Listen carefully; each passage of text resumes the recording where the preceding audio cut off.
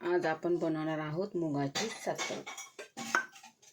त्यासाठी मी कढई गरम करायला ठेवलेली, तेल टाकलेलं आहे।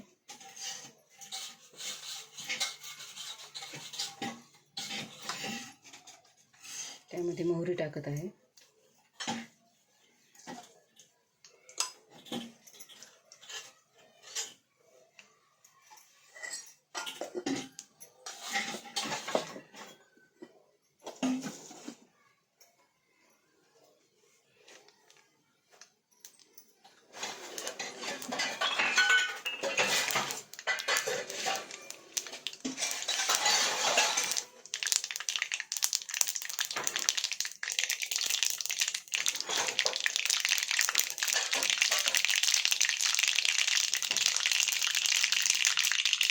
मोहरी तडतडली की लसूण टाकायचं थोडी। लसूण चांगला लालसर होऊ द्यायचा। मुगाची डाळ भिजलेली आहे, मी अर्धा एक तास भिजू घातली आणि नंतर वाफरायची, यूज करायची। त्याच्यानंतर त्याच्यात आपण मुगाची डाळ टाकणार। थोडी मुगाची डाळ टाकली की आपण त्याच्यात थोडीशी तेलाचं हळद टाकणार आणि लाल चटणी टाकतो।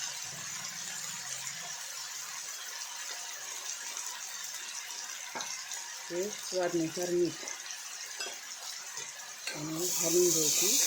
ती हलवली की राहिलेली आपली मुगाची डाळ ती पण त्याच्यामध्ये ॲड करून टाकायची।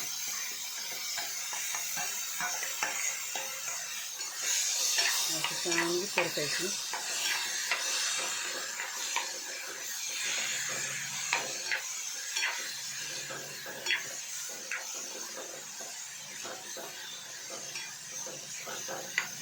थोडंसं पाणी टाकायचं आणि झाकून ठेवायचं।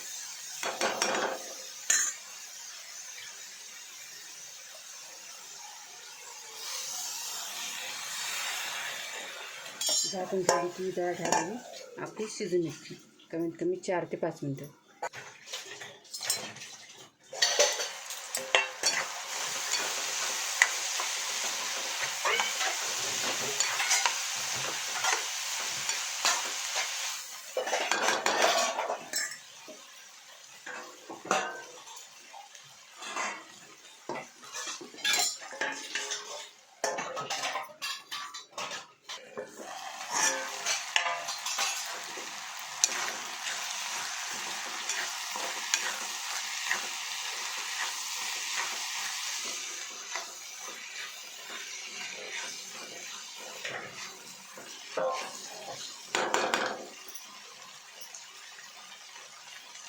आपल्याला जर लागत असेल तर थोडंसं पाणी टाकायचं। थोडी डाळ शिजून द्यायची ती सातळ। परत एकदा थोडं पाणी टाकत आहे, जेणेकरून व्यवस्थितपणे ती शिजली पाहिजे।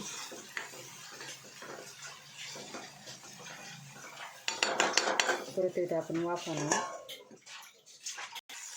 बघा, ही झाली आपली मुगाची सातळ अशी। कोथिंबीर जर असेल तर कोथिंबीर याच्यावर आपण टाकू शकतो कट करून। माझ्याकडे नाही आहे सध्या उपलब्ध, मी अशीच हे करते। मस्त छान पोळीसोबत लागते मुगाची